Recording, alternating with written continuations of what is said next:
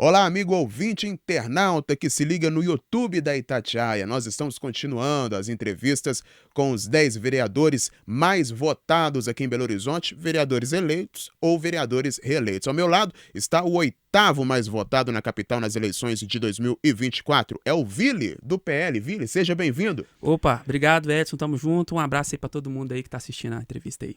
O Vili teve 14.705 votos. Nós vamos conversar por 15 minutinhos que a gente começa a contar a partir de agora. Vili, eu sei que você era assessor parlamentar do deputado Bruno Engler, hoje você está invertendo os papéis. Você vinha o acompanhando em entrevistas, hoje você está sendo entrevistado. Conta para mim, qual foi a trajetória, o caminho que você percorreu até decidir que iria concorrer à Câmara e acabou sendo eleito? Ô Edson, eu trabalho com o Bruno desde 2019, né, quando ele é deputado estadual. E aí ele decidiu ser candidato a prefeito em 2020, né? Que ele foi contra o Calil ali nós estávamos num cenário de pandemia, né? E ele foi candidato ali num partido pequeno, sem tempo de televisão, sem recurso, sem nada, era o PRTB na época. E aí eu ajudei ele muito em questão naquela eleição. E ali a gente construiu um relacionamento, né, de mais proximidade. Ele ficou em segundo, né? A gente já viu o potencial do Bruno por ele ficar em segundo sem televisão, sem recurso, sem rádio, somente com internet, né? E o Calil ganhou o primeiro turno, que é muito difícil fazer campanha na pandemia. Você não pode sair na rua direito, né? É muito favorável para quem está na cadeira, né?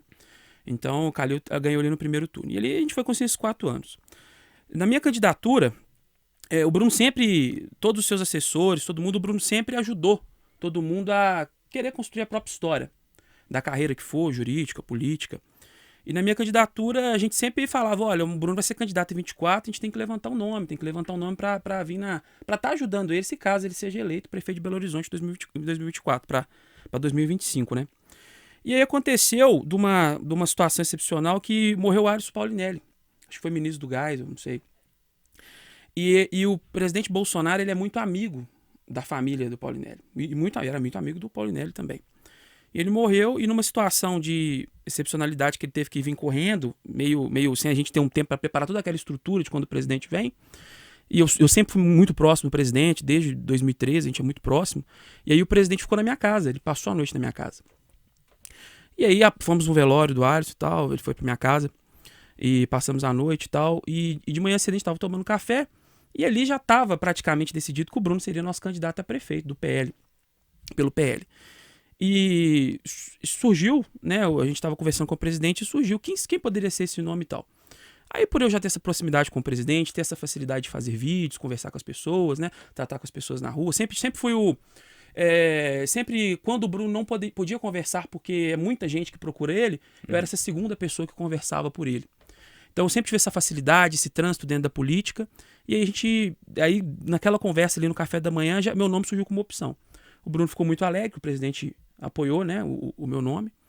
E dali a gente começou a trabalhar. Eu comecei a trabalhar mais ativo nas redes, para as pessoas me conhecer meu rosto, conhecer meu nome, ver quem eu sou e ver meus projetos. Então ali foi onde surgiu. E quando o Bruno veio candidato, realmente se concretizou que ele veio candidato agora em 24, eu vim já no propósito de estar fortalecendo a chapa do PL, porque o nosso intuito era fazer de 5 a 8 vereadores, nós fizemos 6.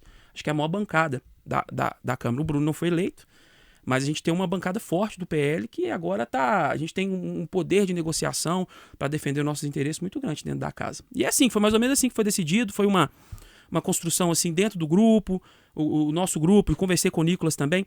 O Cleitinho me ajudou muito, o senador Cleitinho Azevedo.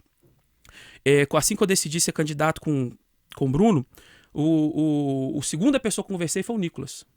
Primeiro eu conversei com o presidente Bolsonaro, liguei pra ele. Ele, não, você vai mesmo? Eu falei, vou.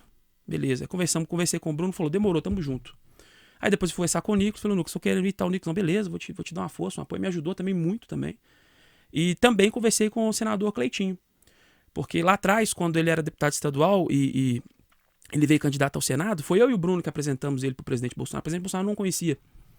Sabe como é que ele virou senador? O presidente Bolsonaro falou assim, eu quero um cara que vai fazer o trabalho certo, seja um cara correto em Minas Gerais. O Bruno virou pra ele e falou assim, presidente, conheço um cara que é deputado comigo. Não, na época não era muito de direita, não é do seio, mas ele é um cara honesto, conheço ele. Vou no gabinete dele, vejo como é que ele transita dentro da Assembleia. Ele é um cara honesto. Quer conhecer? Presidente, quero conhecer. Levamos lá e no final da história a gente já sabe.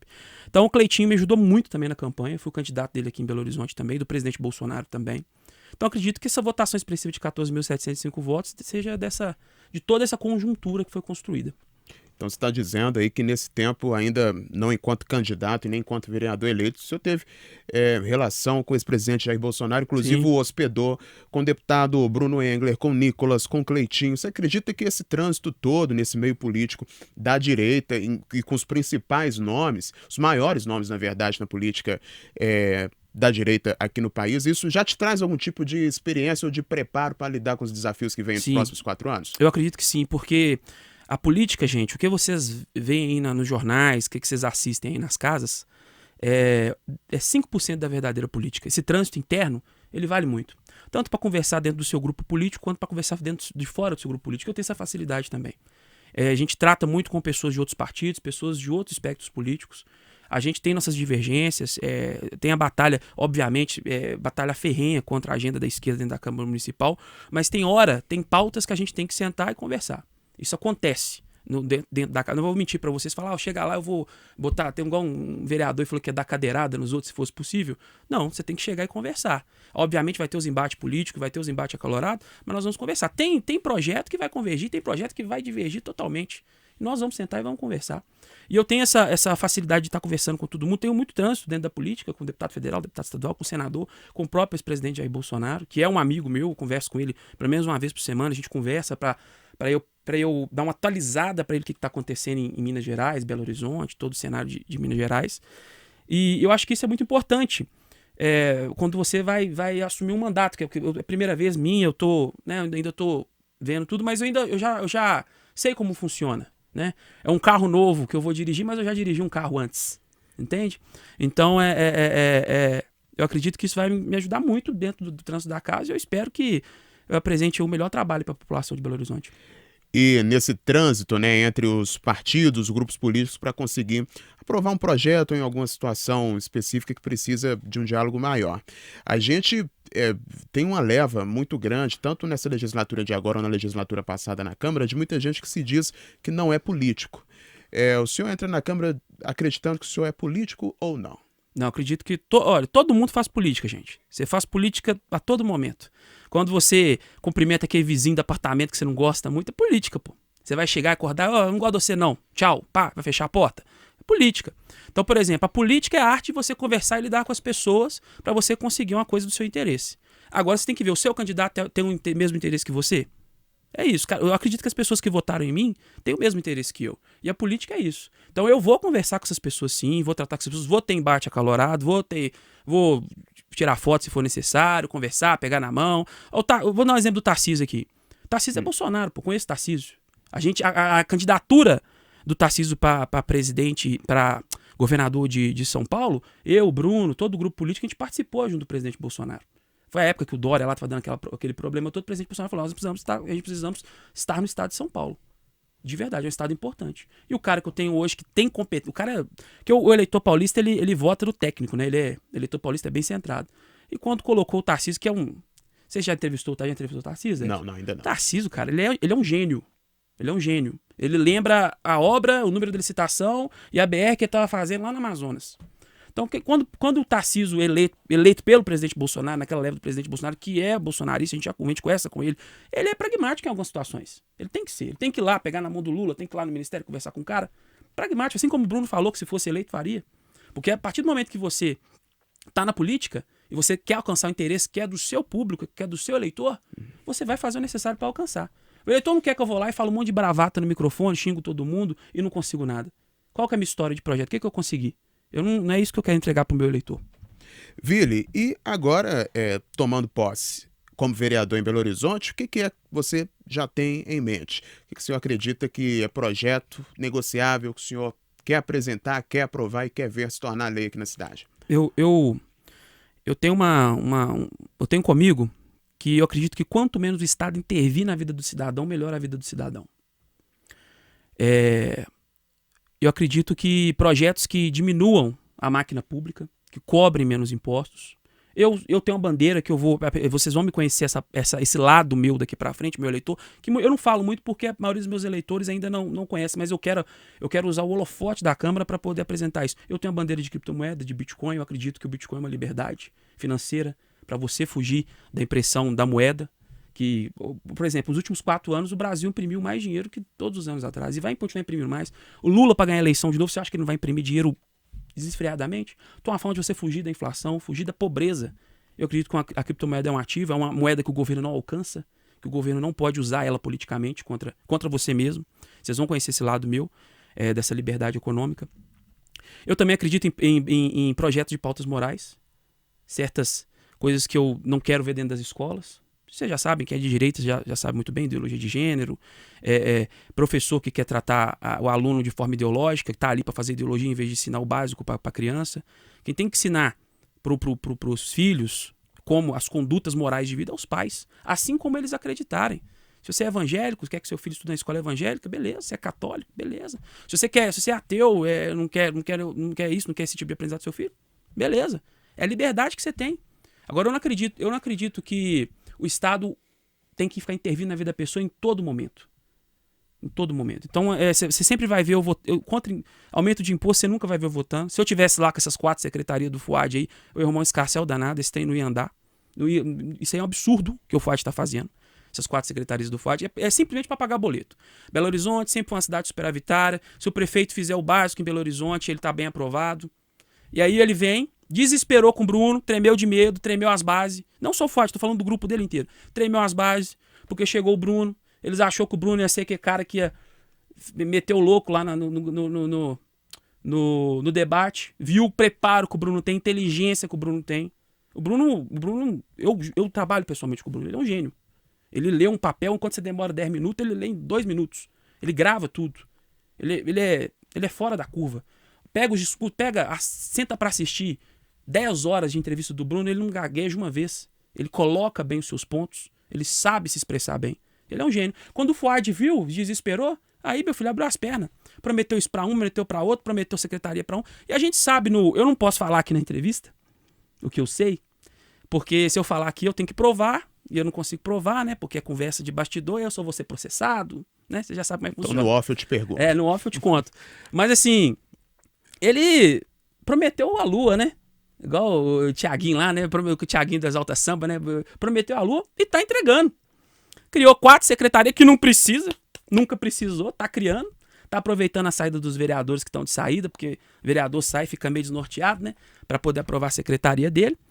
E aí, se eu tivesse lá, né? Se isso acontecesse, é uma coisa que eu lutaria contra bravamente. Qualquer aumento do... Deixa eu te explicar uma coisa pra vocês, gente. O Estado, ele sempre tende a aumentar. E quando o Estado aumenta, é você que paga. O Estado nunca tira dele mesmo. É você que paga. Tudo que ele tá dando pra alguém, tirou de outra pessoa. E ainda tá dando... Se ele tirou 100 de um cara, ele tá dando 10. Porque o próprio custo da máquina para a máquina poder funcionar, ele é muito caro. Então, toda vez que o Estado aumenta, meu filho, vai ter aumento de imposto lá na frente. Se ele tá aumentando... Agora vai tirar o imposto para os ônibus, né? Vai tirar o imposto para os ônibus, que deu dinheiro para a campanha dele. Olha que engraçado, gente. Aí vai criar mais 4 secretarias para dar para os apadrinhados políticos. Olha que engraçado. Isso está acontecendo agora, na frente do povo. E vai aumentar imposto, meu querido. Pode ter certeza disso. Lá na frente, final de ano, hora que tá todo mundo lá na praia, comecinho de ano, hora que tá todo mundo... Carnaval, hora que tá todo mundo preocupado com o carnaval, o que eles fazem? Pá! Aumento de imposto. Vota rapidão, aprova, e aí vocês vão noticiar e tatear. Aumento de imposto e tal, pá. Aí o pessoal lê rapidinho, daqui a pouco esqueceu e tal. E é assim que eles vão fazendo. E cada vez o cidadão tá tendo menos liberdade, cada vez o cidadão vai sofrendo mais e vai ficando mais pobre. Você vai chegando lá no supermercado, você vai falando que seu poder de compra tá diminuindo, é porque o Estado tá tomando. Igual de jornada 6x1 aí. É jornada 6x1. Meu filho, o cara que mais te explora chama-se Estado, não é seu patrão, não. Seu patrão te ajuda. Se seu patrão fechar a empresa dele amanhã, vender e for pros Estados Unidos limpar a banheira, é melhor pra ele do que te dar emprego. E você vai ficar aqui desempregado, xingando seu patrão. E o Estado te cobrando mais imposto. É isso que acontece. Essa é a realidade que o povo tem que ver. Então, você pode ter certeza que é um mandato que eu vou ser bem honesto com o cidadão, não vou ficar fazendo politicagem e vou lutar por um Estado menor e com as pautas morais que a direita já conhece muito bem, que isso aí, lá na Câmara, a gente vai estar batendo firme. Vili, nós estamos nos nossos segundinhos finais, a gente vai para aquele bate-bola que a gente tem feito com todos os vereadores, onde eu trago alguns temas específicos da cidade, alguns nomes, aí você me fala daquele jeito bem objetivo o que lhe vem à mente sobre esses temas. Vamos começar. Educação em Belo Horizonte. Dominada pelo PT. Carnaval. Tem que ter, mas com certas regras.